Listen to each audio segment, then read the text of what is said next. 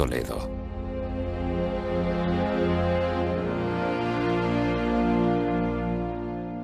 Esta ciudad acogió a los más grandes eruditos de la Edad Media y fue puente para la transmisión de la cultura de Oriente a Occidente. Alfonso X y la Escuela de Traductores señalan un momento álgido de la cultura y la ciencia de la Edad Media. El relevo de esos grandes centros del saber que fueron Alejandría o Bagdad.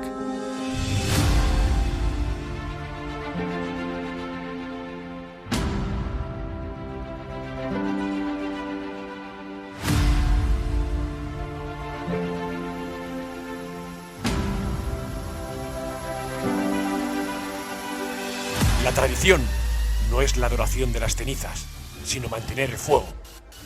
Nace una nueva escuela de traductores.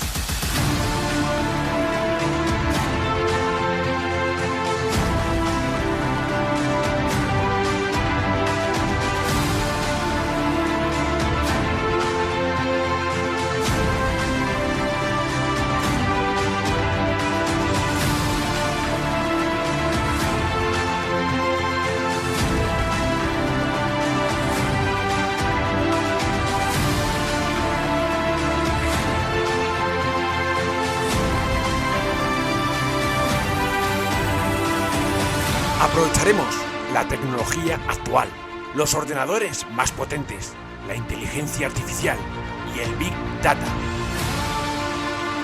Comenzamos creando un lugar para compartir conocimiento con el objetivo de recuperar el esplendor de la Escuela de Traductores de época de Alfonso X el Sabio, pero adaptada al siglo XXI.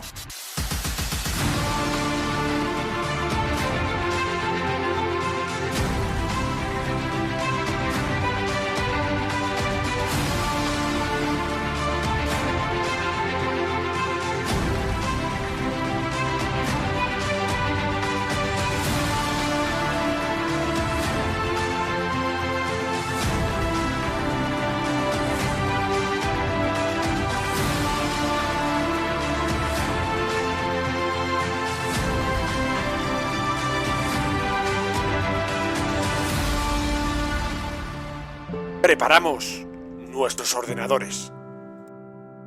Los mayores expertos de la actualidad nos esperan.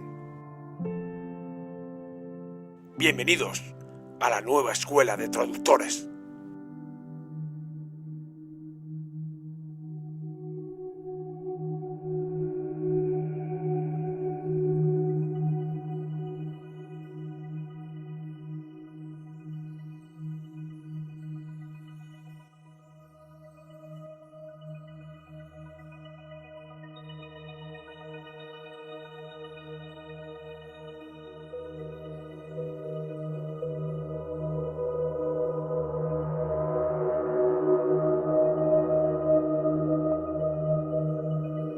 Esta nueva Escuela de Traductores está dividida en departamentos.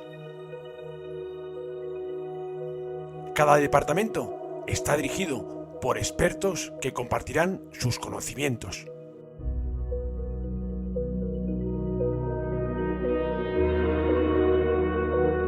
En esta ocasión abriremos las puertas al departamento de creencias, al departamento de literatura y al departamento de filosofía.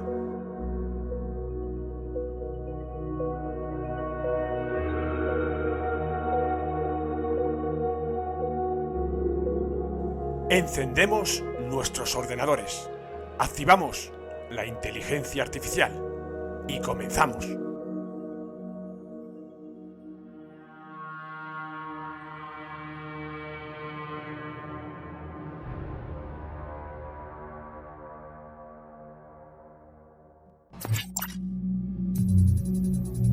Conectando con el departamento de creencias.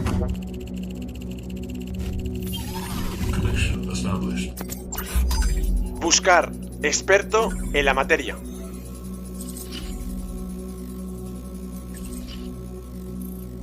Nombre: José Ignacio Carmona. Ampliar información. escritor especializado en simbología, cultura judía y filosofía de la historia. Ostenta la medalla de las 4 sinagogas, otorgada por el Consejo Sefardí de Jerusalén. Ha impartido conferencias en España, Suiza, Israel, México y Estados Unidos. Conectando.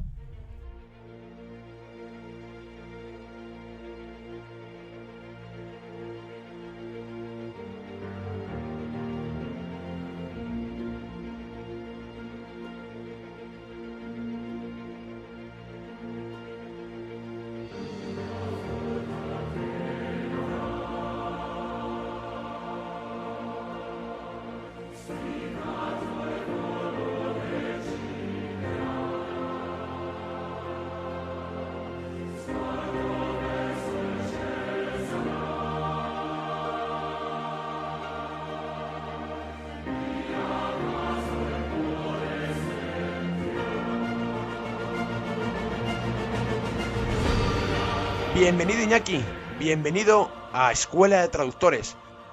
¿Qué aportaciones podemos aprender del mundo judío en esta Escuela de Traductores? Pues bien hallado, Luis, querido amigo.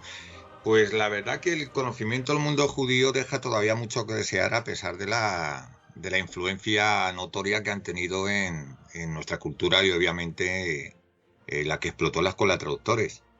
Pero yo creo que para conocer bien esa aportación había que retrotraernos mucho al origen y por qué se distingue la comunidad judía sefardí, es decir, la que se asienta de la península, de otras. Y esto es interesante porque nos tenemos que situar en la historia, Luis, y comprenderemos muchas otras cosas que tienen que ver también con la economía, no solamente con la cultura. Tú sabes que al final ellos organizaron un centro autónomo en época sasánida en Babilonia, después del exilio, que fue el centro de referencia que creó la unidad, entre comillas, universal del mundo judío. ¿Por qué? Porque desde allí se fijó la autoridad que hacía códigos, tanto a nivel de leyes, como talmúdicos, como bíblicos, que eran los que regían para todos los judíos del mundo. Los que estaban en la diáspora, obviamente. Y eso era importante porque eso creó una obligación y un código entre ellos, de tal manera que se crearon pues unas redes de apoyo mutuo que daba igual. El mismo código regía pues para todo el mundo, es decir, un judío llegaba a una comunidad de otro país y esa comunidad se ocupaba bajo ese código de procurarle un medio de vida. De esta manera se creó una red de asistencia y una red de apoyo que dio lugar a las futuras redes comerciales que tanto han influido en la historia y que luego hablaremos y en otras ocasiones ya vamos a desarrollar en profundidad. Pero pasó una cosa que fue que con la invasión árabe el centro de gravedad pasa de la Academia Sure Bomberita en el mundo babilónico a Bagdad. Primero Damasco, después Bagdad. Bagdad ya era un cruce de caminos hacia Oriente y hacia Occidente, con lo cual la actividad comercial de los judíos ya queda más definida. Prácticamente se convierten en bisagra tanto cultural como comercial entre el mundo conocido. Luego va avanzando la historia y cuando tenemos la gran explosión del Califato de Córdoba con Abderramán III, después con Haakon II, esa es la época de gran esplendor hispano-judío, porque quiso convertirse en un centro del mundo, en un centro cosmopolita, independiente, y hay una figura clave que es el Nasi, su mayor consejero, que es Ibn Saprud, que es judío, y básicamente en Córdoba, en la Córdoba califal, se hereda todo ese centro de gravedad de importancia judío, se hereda en la península. Esto es muy importante porque diferencia ya el devenir del mundo judío, porque ahora la autoridad moral se traslada a la península, le tenemos aquí. En otros países sucede otros acontecimientos históricos que van a explicar también mucho del devenir del pueblo judío. Tenemos que en época de Carlomagno, que es el siglo prácticamente año 800, se equilibran los dos poderes, el Islam y Europa. Y tenemos a los judíos como elemento político y elemento comercial que se usa por los dos mundos para establecer esas redes comerciales y esas redes diplomáticas. Es decir, son el elemento aglutinador, necesariamente, obviamente. Hasta ahí no hay ningún problema con el mundo judío. El problema viene no con su continuador, que es Luis el Piadoso, sino más adelante con lo que es el advenimiento de lo que es el feudalismo, ya sobre todo en la época alemana, sobre todo en el siglo XI, porque empiezan a aparecer gremios cristianos, lo que es la Liga Ascética y otros gremios que se dedican ya más claramente al comercio. Y los señores feudales son los que tienen el poder sobre la tierra. De tal manera que ya viendo mercaderes cristianos y tenemos también la figura del usurero papal, ya el judío tiene que pasar a una actividad. ¿Qué actividad le queda? La que la Iglesia le autoriza, que es el movimiento capital. El capital que había acumulado gracias a su red mercantil es la que le sirve para primero ser esa categoría que todos conocemos de prestamista. Eso que fue en principio una bendición se convirtió en su mayor maldición, porque luego ya con Federico Barbarroja, Federico II, se llega al punto en el que los judíos pasan de ser mercaderes a mercancía. Es decir, pasan a ser servicamerae, que es siervos de los distintos señores. Entonces, ahí ya es el principio del fin de los judíos.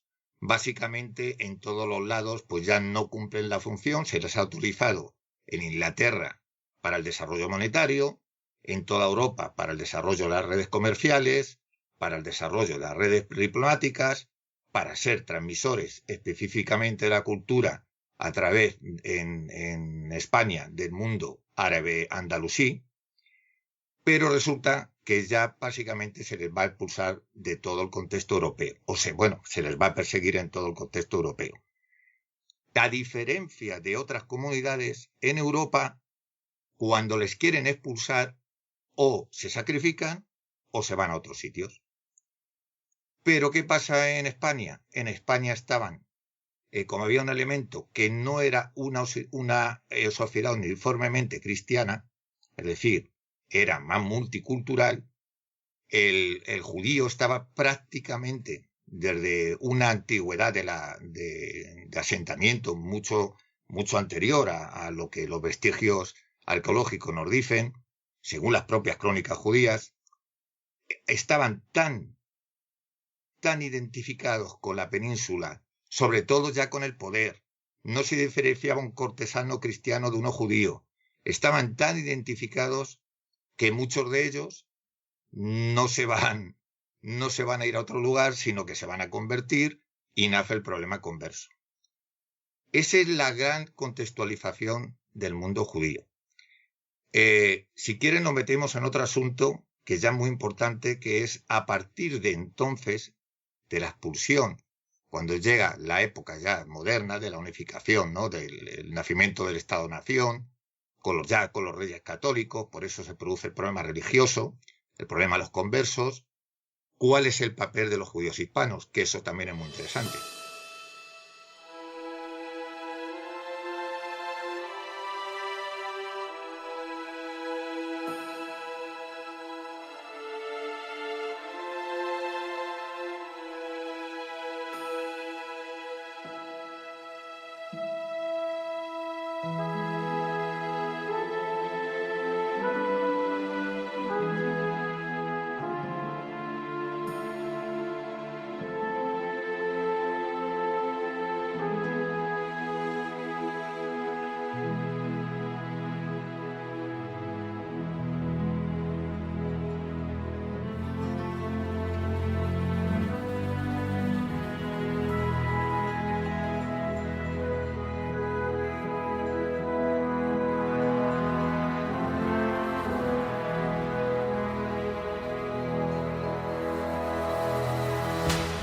Y sí que te quería hacer una segunda pregunta. ¿Qué importancia tiene actualmente el mundo judío en la actualidad? Pues mira, a partir de ese momento se van a Portugal. Esto es muy importante, se van a Portugal. En principio en Portugal, bueno, son bienvenidos, pero luego por presiones políticas, pues la Inquisición reproduce lo que había pasado en España. Algunos se vuelven a España y otros, sobre todo, que se diseminan por el Oriente Mediterráneo y sobre todo en Ámsterdam, ahí va a coincidir con una época también que es después de las guerras de religión entre la España católica y los protestantes. Pues de alguna manera, tanto protestantes como judíos van a encontrar, Luis, un nexo en común. Y van a encontrar un espacio en común. Ellos veían en los judíos, se identificaban mucho con la apocalíptica, con el tema de la nueva Sion, con el tema de las profecías, y dijeron, vamos a construir un mundo nuevo. Esta gente tiene experiencia y nosotros estamos de alguna manera empezando a crecer económicamente, a liberalizar nuestros puertos, a aprender y aprovecharnos de estas redes judías para, de alguna manera, optimizar y abrirnos al mundo.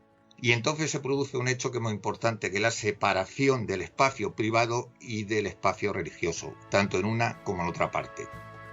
Y de ahí, con el posterior descubrimiento de América, va a surgir dentro de esa mentalidad de los judíos en unión con el protestantismo que acaba de salir en Ámsterdam de las guerras de religión, va a salir una nueva mirada al mundo, Luis. Y es muy interesante porque los primeros libros que se escriben en castellano, fíjate, en castellano, que es Confusión de Confusiones, que es el primer libro sobre bolsa y relaciones comerciales, lo escribe la comunidad judía de Ámsterdam en castellano, heredera de los judíos toleranos y de los judíos de la península. Es decir, con esa mentalidad y con los que quedaron, que esto es importante y se ha tratado poco, en la península, los descendientes de conversos que se infiltran en la escolástica, en la Universidad de Salamanca, en otras universidades, bajo la gran figura de Tomás de Victoria, el converso por excelencia, ahí se va a reproducir algo que es muy desconocido, que es los antiguos sistemas pedagógicos que regían en las comunidades sefarditas, donde estaba la ética, donde a través de las traducciones se les enseñaba a los niños tanto el idioma como una enseñanza sistematizada que nunca existió anteriormente en ninguna otra comunidad, y con una mentalidad ya humanista va a reproducirse lo que es el liberalismo en la Nueva España mucho antes que la Revolución Francesa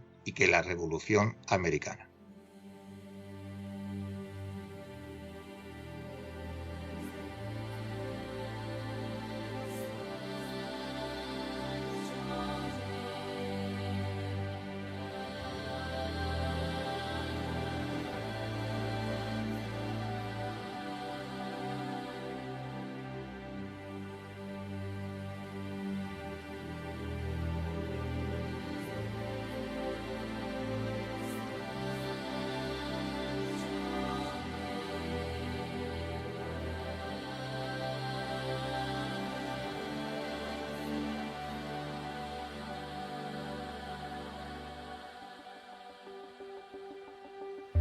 Qué interesante, Iñaki. Pues ya para terminar, quiero que por lo menos que sí que nos des algunas pinceladas de algo que tengo de especial curiosidad, que es el árbol de la vida y los nombres de Dios en el mundo judío.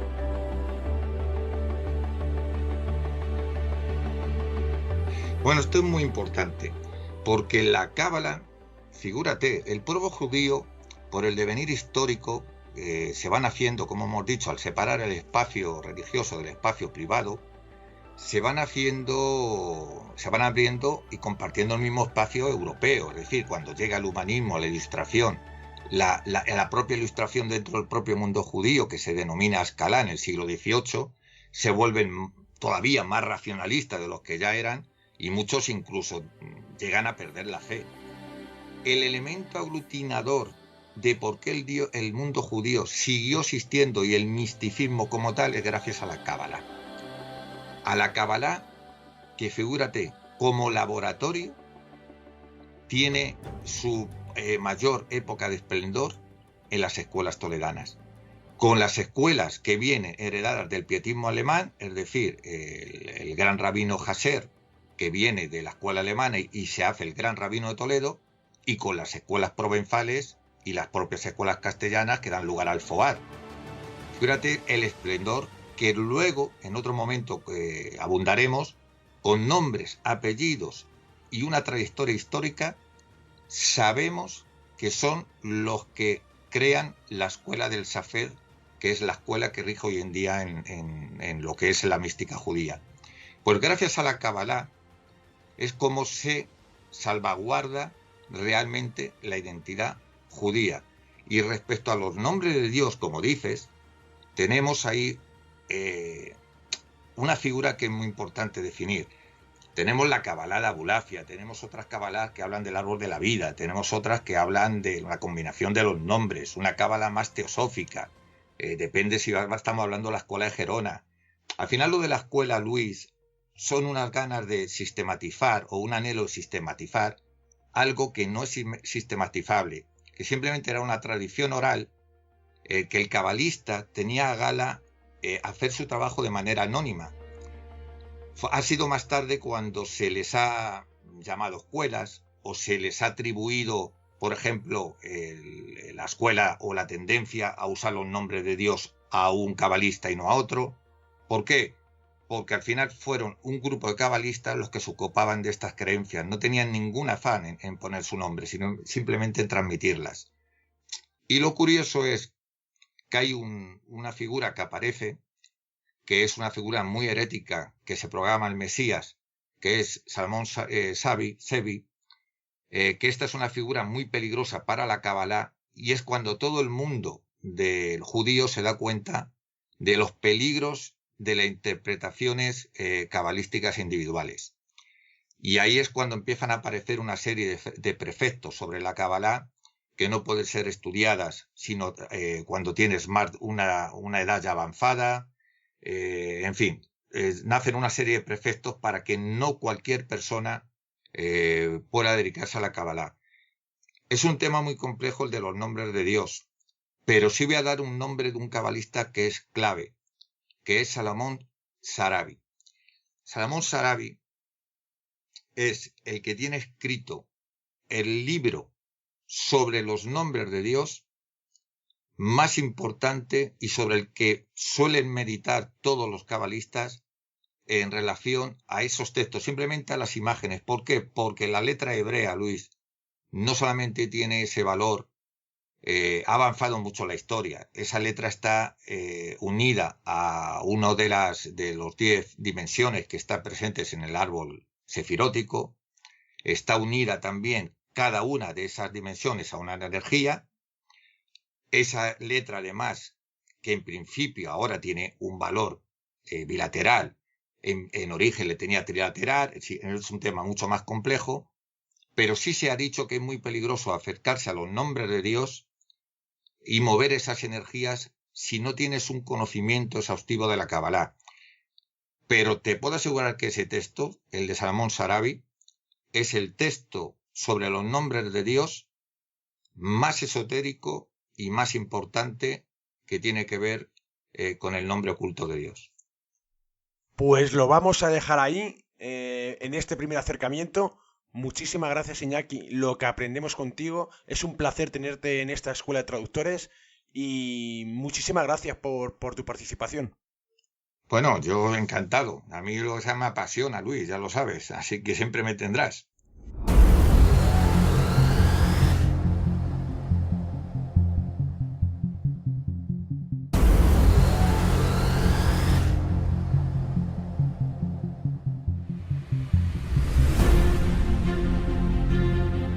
Estás escuchando Escuela de Traductores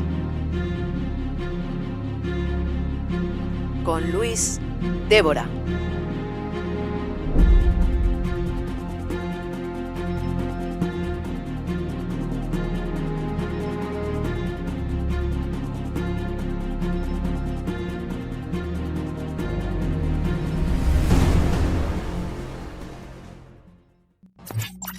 Conectando con el Departamento de Literatura.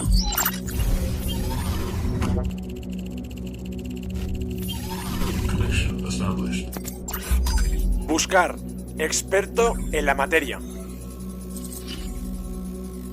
Nombre: Antonio Lázaro. Ampliar información. Doctor en Filología. Novelista, investigador literario y periodista cultural.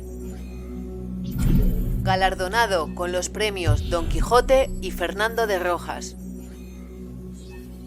Autor de las novelas El Club Lovecraft y Memorias de un hombre de palo. Conectando.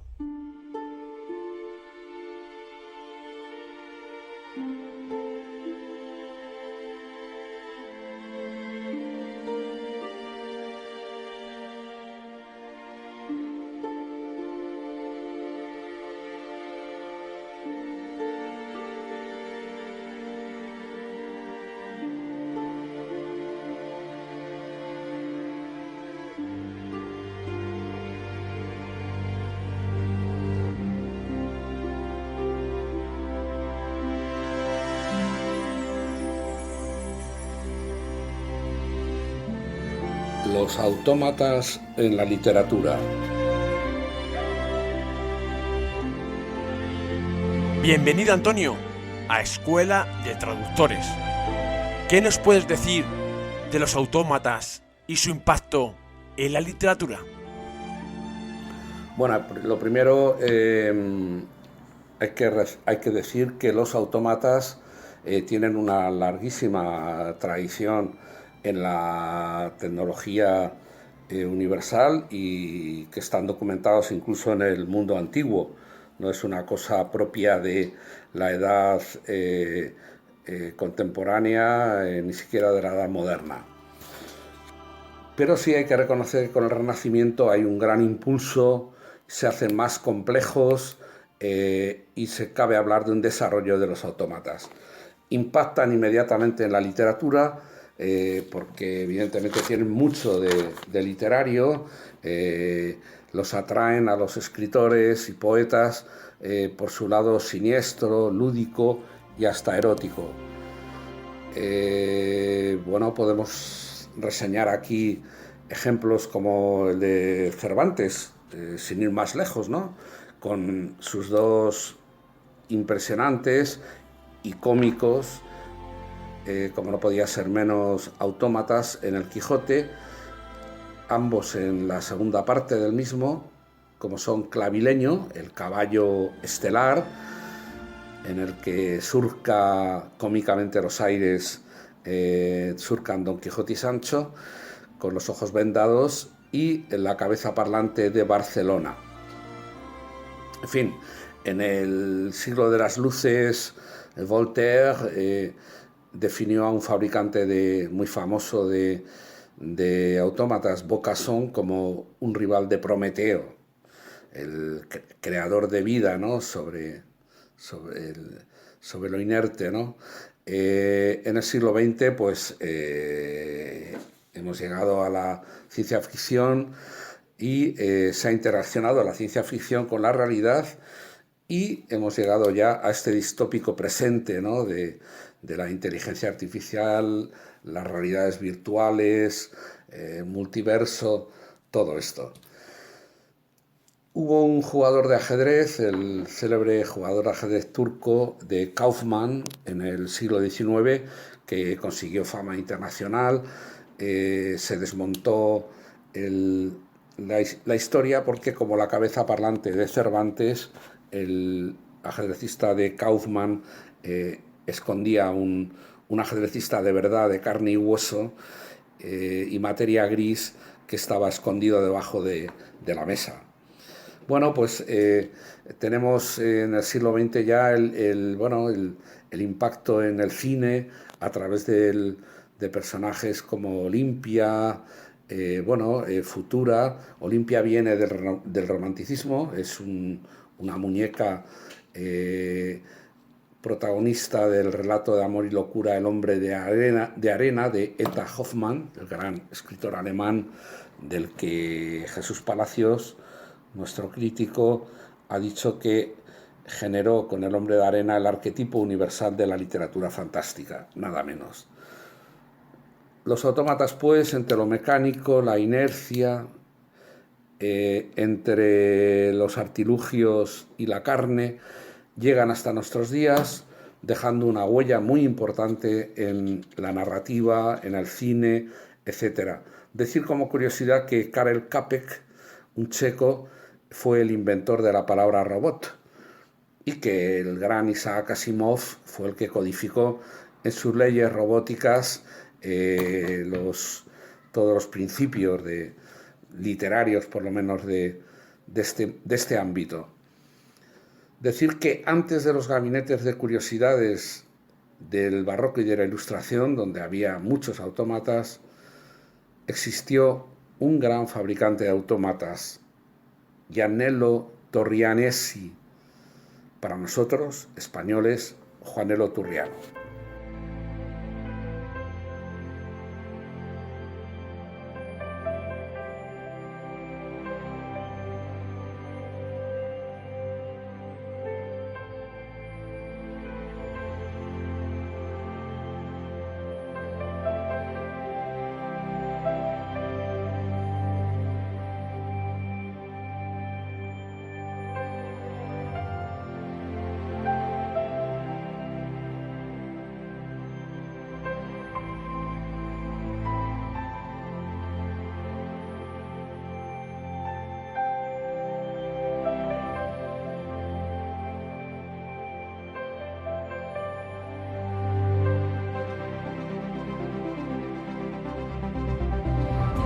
¿Quién fue Juanelo Iturriano?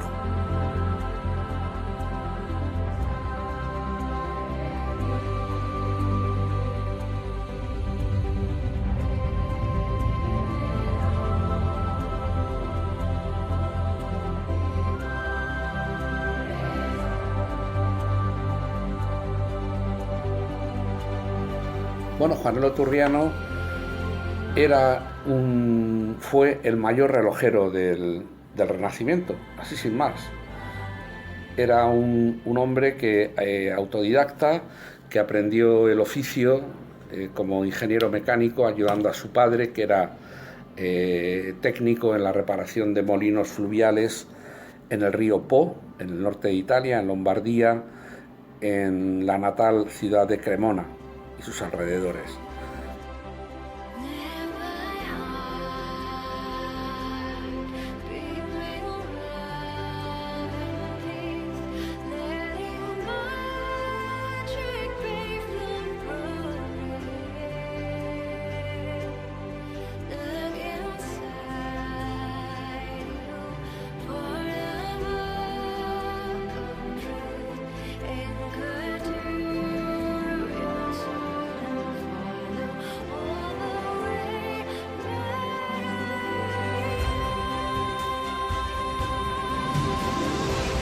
Juanelo nació en 1501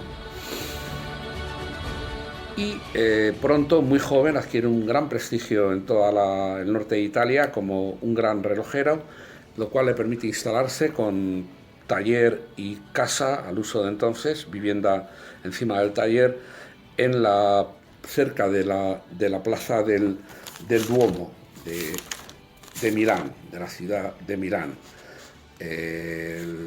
En la Porta Nuova, concretamente, que es la zona actual. En 1530 se produce la coronación imperial del César Carlos V, del emperador, del rey de España, de nuestro Carlos I, en definitiva. Se produce en Bolonia y el regalo que le hacen en esta coronación es lo que más le podía gustar al emperador, un reloj. Carlos V era un fanático de la relojería.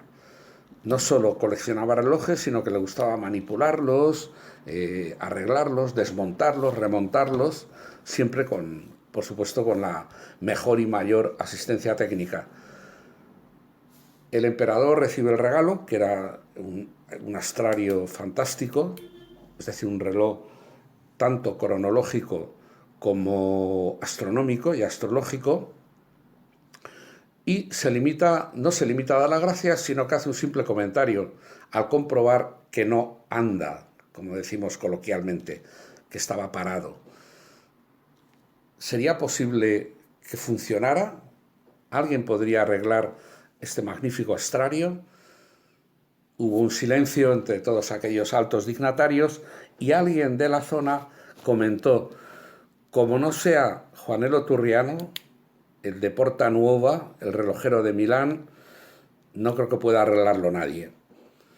Dicho y hecho, Juanelo prometió arreglarlo, dijo que no era cosa de hoy para mañana, y se produce inmediatamente una especie de física y química entre Carlos V, que va a durar nada menos que la friolera de 28 años, es decir, desde el año 30 en que coinciden en el acto de Bolonia, o en los resultados del acto de Bolonia, y el año 58 en que muere en Yuste el emperador.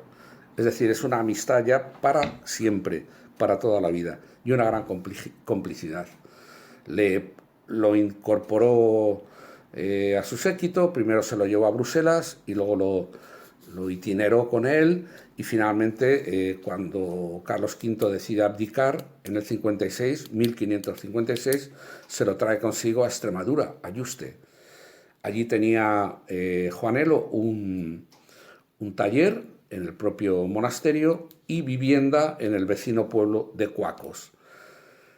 Entre tanto, tuvo una pensión inicialmente creo que de 200 ducados, luego subió a 400, que era una cantidad más que respetable, y construía relojes, de relojes monumentales, evidentemente para la colección del emperador, y también autómatas, que es lo que nos interesa. A fin llegamos.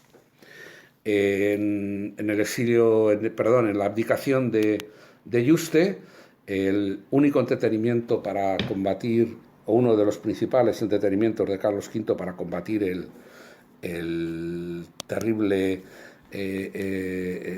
mal de gota que le aquejaba, era precisamente distraerse con los autómatas que le fabricaba, que le diseñaba Juanelo Turriano. Bailarinas, músicos, duelistas, siempre pequeñitos, en pequeño tamaño. Hay un cuadro historicista que se puede admirar allí mismo en Yuste, muy relevante, aunque es del 19, que recoge la escena de varios frailes jerónimos, el emperador sentado y Juanelo activando encima de una mesa estos autos.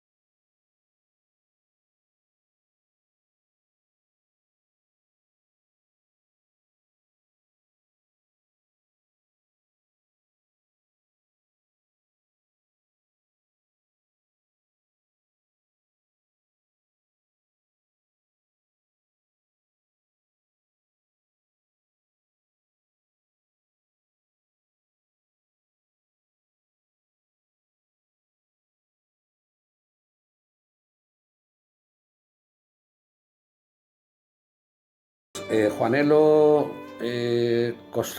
diseñó y construyó innumerables autómatas, en pequeñita forma, como se decía entonces, pero en Toledo, ciudad a la que trasladó su residencia a la muerte, unos años después de morir Carlos V, y en la que permaneció hasta su propia muerte por espacio de 2 décadas, hasta 1585, en Toledo se le solía haber acompañado del hombre de palo.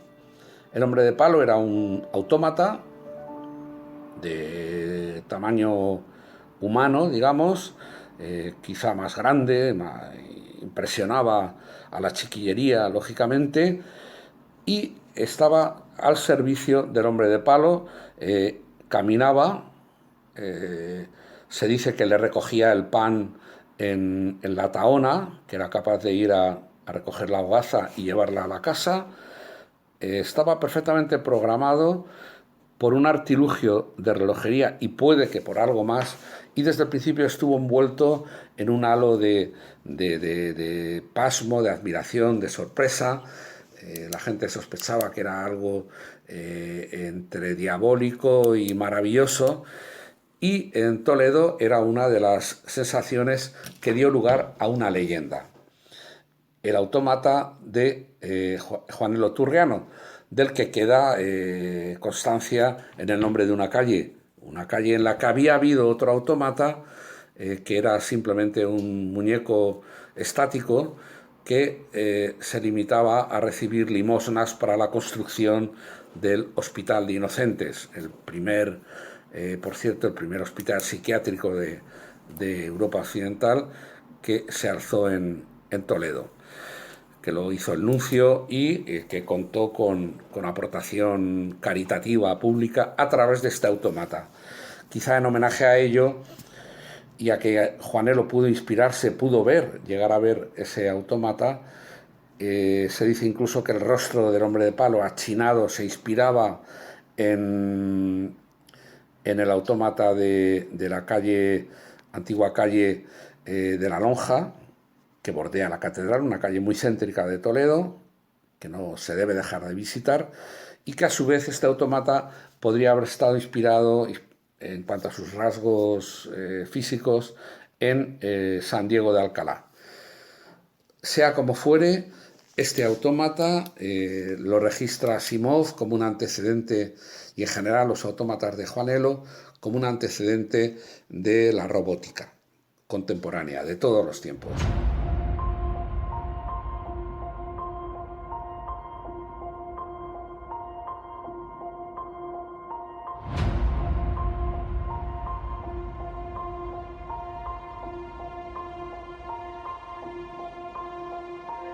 ¿Por qué fue a Toledo Juanelo Iturriano?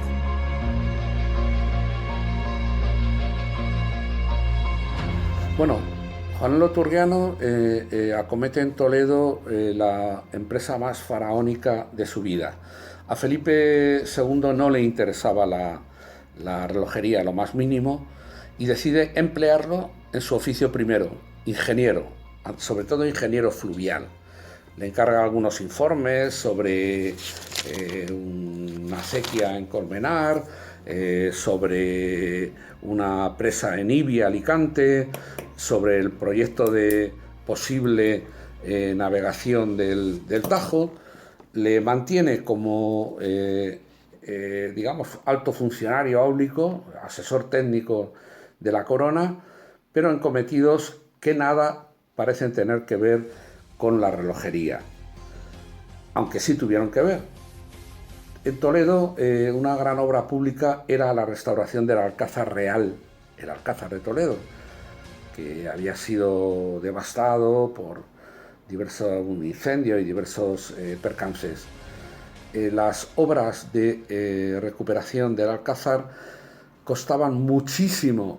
La partida de aprovisionamiento de agua era carísima. El agua subía en carros o en mulos, en grandes cántaras del río Tajo, y se depositaban en albercas, arcas en la propia obra, y esto costaba muchísimo.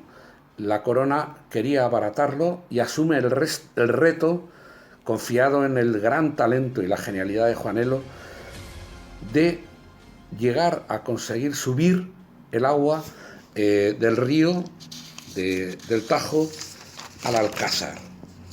Algo que no había conseguido nadie, ni romanos ni musulmanes. Los romanos traían el agua por un acueducto que venía de varios kilómetros.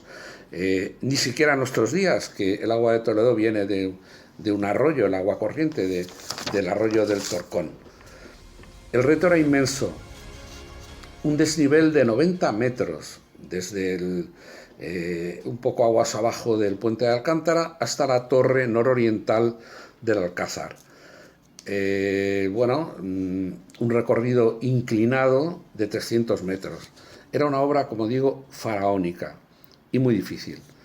Lo consiguió aplicando técnicas de relojería, una técnica de vaivén muy original, cuyo secreto nadie ha desvelado, igual que nadie ha desvelado el secreto de por qué y cómo se movía y actuaba su hombre de palo.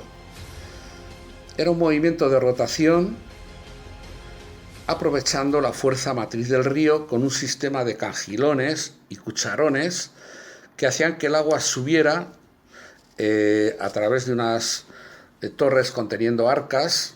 Por eso la gente le llamaba también, desde fuera parecía un castillo escalonado, le llamaban el castillo del agua, hasta el Alcázar sin derramar una gota.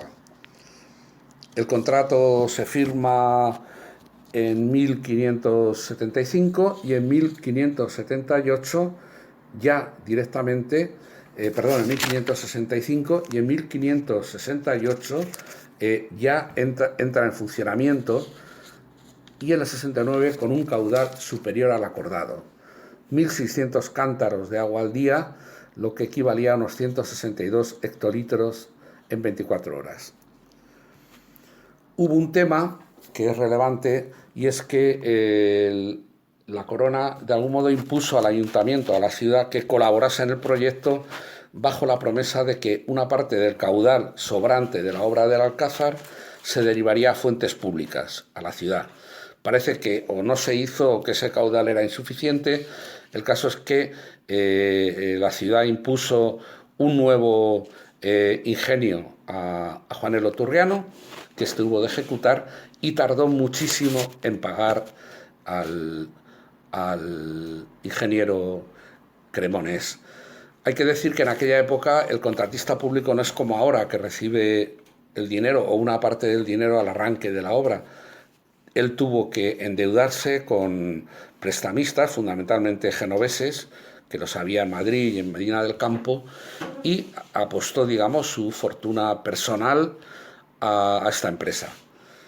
Yo lo que quiero destacar de lo que siempre me sorprendió es que Juanelo, un anciano para la época de 65 años, asuma un reto semejante.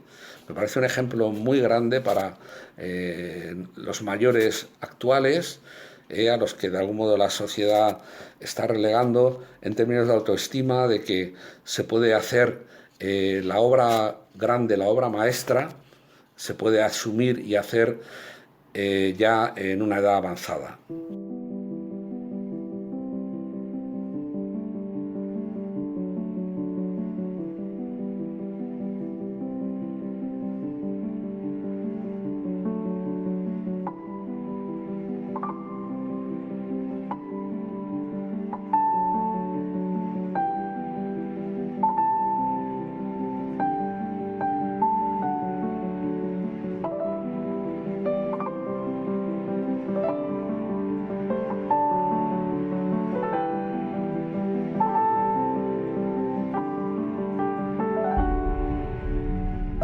¿Qué pasó con el hombre de palo? ¿Qué fue de los relojes de Juanelo? ¿Qué fue de los ingenios del agua? Bueno, pues es terrible y a la vez es histórico.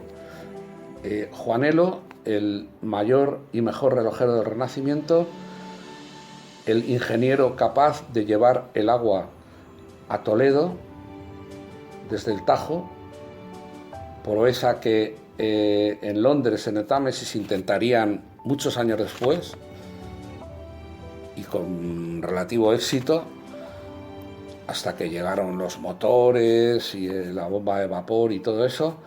Hay que decir que de Juanelo no queda nada. Juanelo pasa más bien a la leyenda, el inventor de la robótica, de ese entrañable robot que fue el hombre de palo, al que yo sospecho llegó a considerar una especie de hijo. Él solo tenía una hija, Bárbara Medea, y de algún modo tuvo ese hijo artificial que la naturaleza no le había querido dar. Pues hay que decir que los relojes de Juanelo arden en el terrible incendio del Alcázar de Madrid en 1735, en la Navidad, donde se perdieron muchas obras de arte, se salvaron también otras, lógicamente, pero entre otras cosas que se perdió casi toda la obra magna de Juanelo, de sus grandes relojes. El artificio pronto cayó en desuso, digamos que lo heredaron su hija y se ocupó técnicamente de él su nieto, Juanelo Turriano, que se llamaba como él, pero hacia comienzos de 1600, del 17, prácticamente ni medio siglo duraron, sufrieron el expolio de elementos de ladrillo, piedra y ante todo latón, y como tenía enfrentado al gremio de azacanes, los encargados de subir en burro el agua a la ciudad desde el Tajo, y como además la ciudad nunca estuvo satisfecha del acuerdo con la corona, quedó absolutamente en desuso, y aquello que fue la atracción en el 17 de Toledo, que venían diplomáticos, viajeros, pintores de todo el mundo, hay una iconografía fantástica en torno al Alcázar, aquello empezó a ser una ruina hasta que en el siglo XIX el ingeniero Escosura lo dinamitó. Hoy día quedan algunos restos, algunos cimientos y poco más. ¿Qué nos queda pues de Juanelo Turriano? Nos queda la leyenda.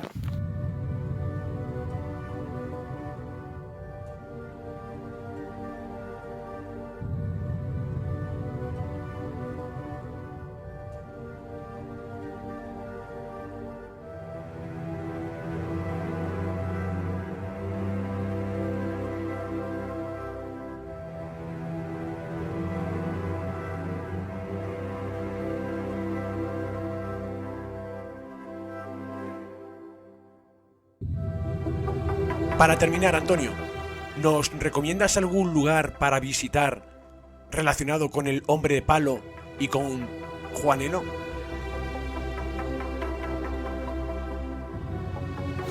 Bueno, evidentemente Toledo es el alma y el omega, rastrear los ingenios, avizorar la torre nororiental del Alcázar, que es hacia donde llegaban, intentar recuperar alguna iconografía, como el cuadro del Greco plano de Toledo, donde se reproduce el otro contemporáneo ilustre de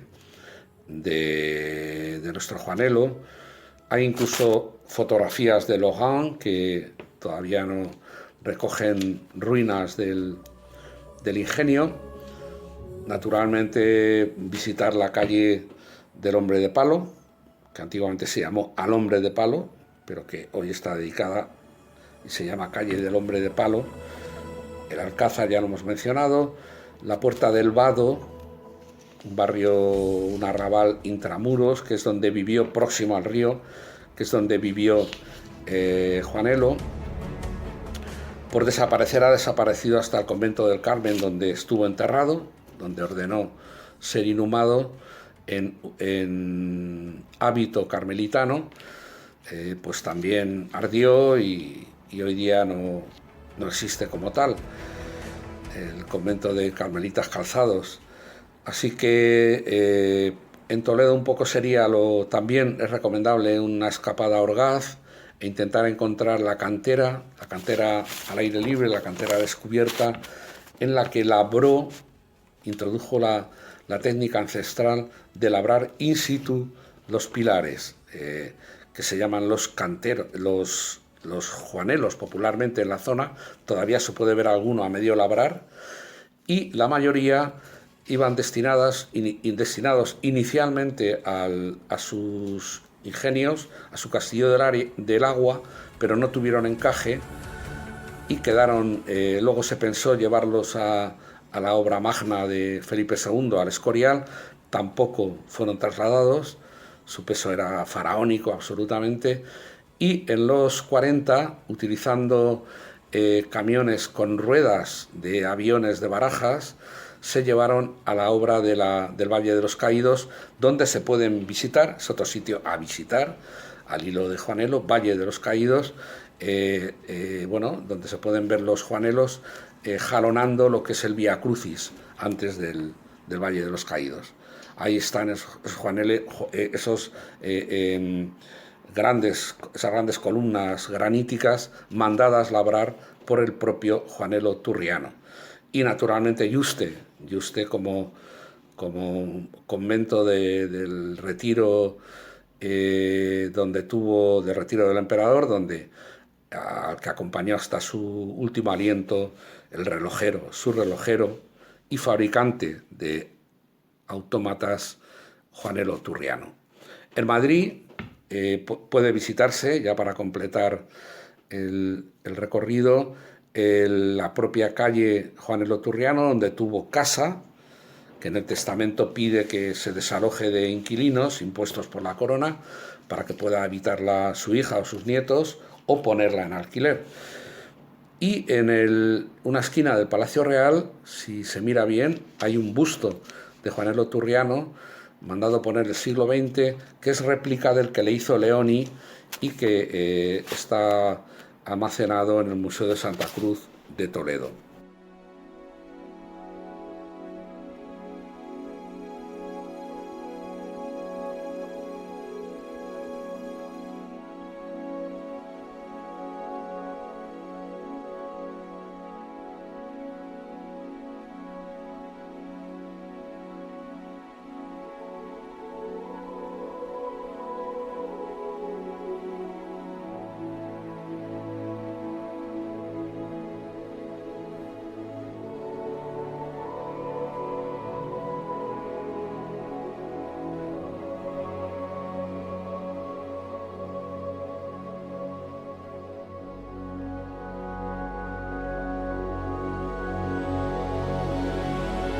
¿Nos puedes decir alguna referencia literaria centrada en Juanelo y Turriano y en el hombre de palo? Bueno, hay varias, hay en la de Jesús Ferrero, el Juanelo o el hombre nuevo del año 2000, que da una visión de Juanelo próxima quizá a mitos como el judaico Golem o la criatura de Frankenstein de Mary Shelley. Es interesante. El Círculo de Juanelo es una trama contemporánea que remite a una especie de cónclave en el que andaban implicados gente como el Greco, Juanelo, de Baltasar Magro, el Círculo de Juanelo, de 2018. Y pues no puedo dejar de mencionar mi novela Memorias de un hombre de palo, que se publicó en Suma en 2009. Yo creo que todavía se puede conseguir como ebook de la editorial y pues por ahí se puede conseguir fácilmente, sospecho, en internet. Es una novela que gustó mucho en la Feria del Libro de Sant Jordi de Barcelona de aquel año y es bastante rigurosa en la reconstrucción histórica de todas estas cosas que hemos comentado acerca de Juanelo Turriano, pero introduce como una especie de secreto, de subtrama, que sería el deseo transmitido por el emperador agonizante a Juanelo Turriano de hacer un autómata o robot soldado de cara a proteger el imperio de sus dos grandes amenazas, ¿no? Que eran por aquel tiempo los ingleses, la corona británica y los turcos. Estos son los libros que recomiendo. Pues muchas gracias, Antonio. Ha sido un placer contar con tu participación en la Escuela de Traductores y espero poder llamarte otro día a este departamento.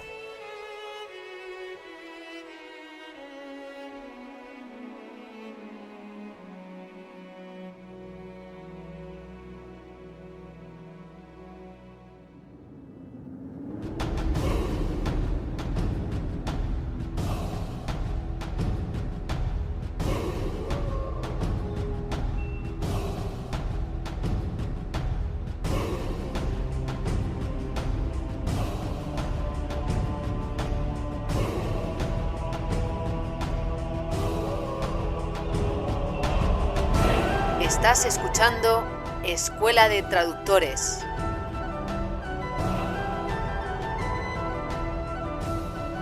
Con Luis Débora.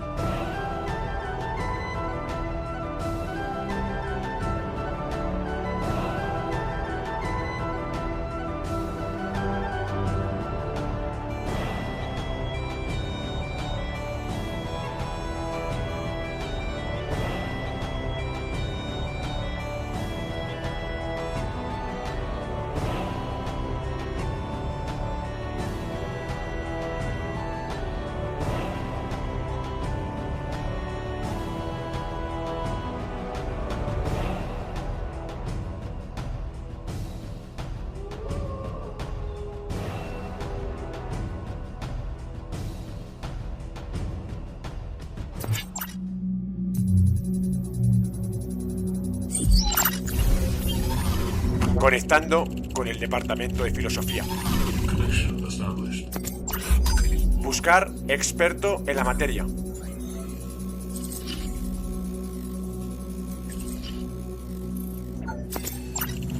Nombre: Santiago Sastre Ariza.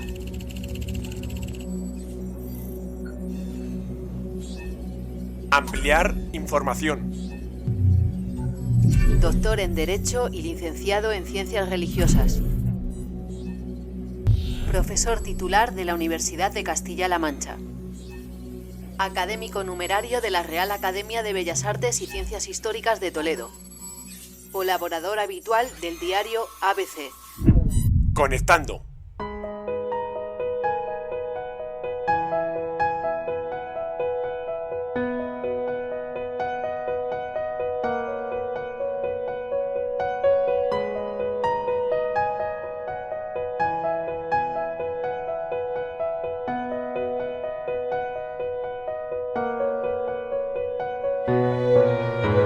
Algunas notas sobre el tiempo. Somos seres de tiempo, anclados en coordenadas espaciotemporales. Es verdad que el pasado ya ha pasado. Siempre se dice eso de que agua pasada no mueve molinos. Por eso el pasado no debe ocupar mucho peso en nuestra vida, en la mochila que todos llevamos en nuestra espalda. Hay dos personajes que pagaron caro mirar hacia atrás. El primero es un personaje bíblico, Lot. Lot es avisada de la inminente destrucción de Sodoma y Gomorra. Y ella, por mirar atrás, se convierte en una estatua de sal. El otro personaje es el de la mitología griega. Es el músico, Orfeo. Muere su pareja, Eurídice, debido a una mordedura de serpiente, y los dioses del inframundo le conceden el privilegio de poder rescatar a su amada, a cambio de escuchar su música. Pero antes de salir del inframundo, cuando ya regresa con Eurídice, le ponen como condición que no debe mirar para atrás. Hay una ópera en la que se dice que posiblemente Eurídice tuviese la culpa de que Orfeo mirase para atrás, porque Eurídice podría decirle que le comentara que le quería, que le dijera algo, que no tenía sentido regresar a la vida sin su amor, y que ella no había sentido esa manifestación del amor de Orfeo. Bueno, tenga la culpa Eurídice, porque le diría que le abrazase, que le dijera algo, que le mirase. Tenga la culpa Eurídice o la tenga Orfeo, da igual. Él miró hacia atrás. A veces se habla del síndrome de Orfeo, cuando se alude a que no sabemos desprendernos del pasado. Tiene mucho peso en nuestra vida el pasado. Y siempre se dice que el pasado hay que usarlo como un trampolín que te empuje hacia adelante, no como un sofá en el que uno se apoltrone.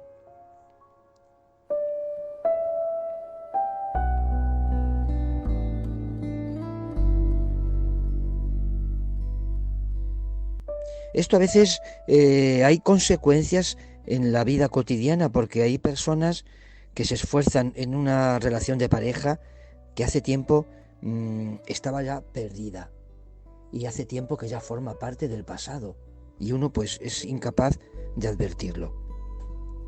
La paradoja del presente es que la vida se debate en el presente, se juega en el presente, pero el presente se nos escapa como un pez cuando lo cogemos con las manos, que se escurre.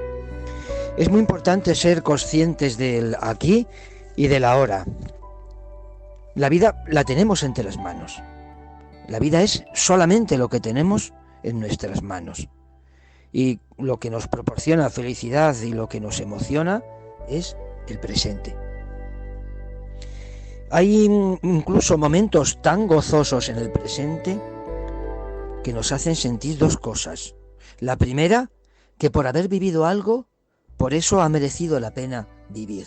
Hay momentos que justifican ya la existencia. Y en segundo lugar, hay momentos tan gozosos también que nos hacen sentir que no estamos ni en el pasado, ni en el presente, ni en el futuro, sino en la eternidad. Esto ya lo comentaba Borges, que hay momentos o que hay instantes que nos hacen sentirnos eternos. Pero realmente cuando hay que disfrutar del tiempo y gozar de la vida es en el presente. Y en el presente con el tiempo nos pasa como cuando vamos en nuestro coche. A veces hay que ir deprisa, como cuando vamos en una autovía, otras veces a otra velocidad, como cuando vamos por el centro histórico de una ciudad, y hay que contar también con los atascos. Por tanto, el tiempo aparece modulado por muchas circunstancias. Aquí no pasa como con la Tierra, que hace su rotación y su traslación a su medida, a su tiempo, que no puede ir más deprisa. Nosotros sí. A veces incluso tenemos una cierta obsesión por el aprovechamiento del tiempo. Y esto es peligroso porque se nos mete en la cabeza la idea esa del capitalismo o del pragmatismo, que nos empujan a intentar hacer cosas que son útiles, cosas que son rentables o cosas que son productivas. Y en la vida también hay que saber perder el tiempo y emplearlo en cosas inútiles que nos hacen ver y sentir la vida como algo valioso. En esto ha insistido mucho el filósofo Nuccio Ordine. Hay que saber emplear el tiempo en cosas que parece que no son tan productivas, como ver un amanecer, o como contemplar un cuadro, o abrazar a una persona, o escuchar música.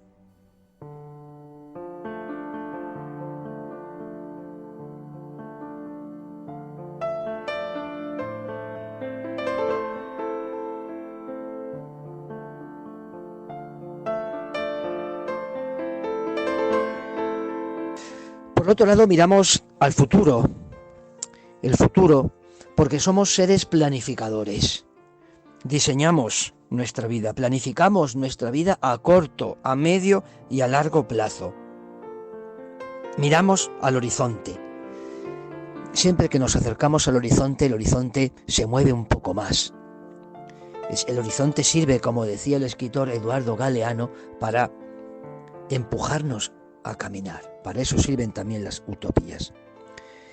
Aparte de planificar nuestra vida a corto, a medio y a largo plazo, también hay que tener en cuenta nuestra vida a lo ancho, cómo salpican nuestras decisiones a las personas que nos rodean. Cuando yo decido si voy a salir a comer o voy a ir al cine, tengo que pensar en las consecuencias de mis acciones con mi mujer, con mis hijos, con mis amigos, con el entorno más cercano. Si no, uno diseña su vida de una manera egoísta, como si estuviese solo en el mundo, y casi nadie diseña su vida como si estuviese solo en el mundo. Somos seres de tiempo, y el tiempo pasa, la famosa frase del tempus fugit de los clásicos. A mí me gusta pensar que el tiempo no es anónimo. El tiempo es mío, con mi nombre y mis apellidos. El tiempo de otra persona es suyo. Es decir, los minutos de mi tiempo no son iguales que los minutos de otra persona. Cada persona vive el tiempo de una manera. El tiempo en la Biblia se veía como una criatura de Dios, como algo que había sido creado en el Génesis. Lo importante ahora es que mi tiempo está en mis manos. Cada uno tiene el tiempo en sus manos. Y es una ocasión o es una oportunidad para que las personas podamos crecer, para que podamos humanizarnos.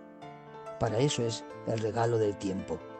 Cada uno también sabe hacia dónde se dirige, cuáles son sus objetivos, hacia dónde quiere peregrinar. Y esa es la manera de poder aprovechar este regalo, que es estar situados en estas coordenadas espaciotemporales que nos establecen y que nos ubican en un tiempo determinado. Lo mejor que se puede compartir es el conocimiento.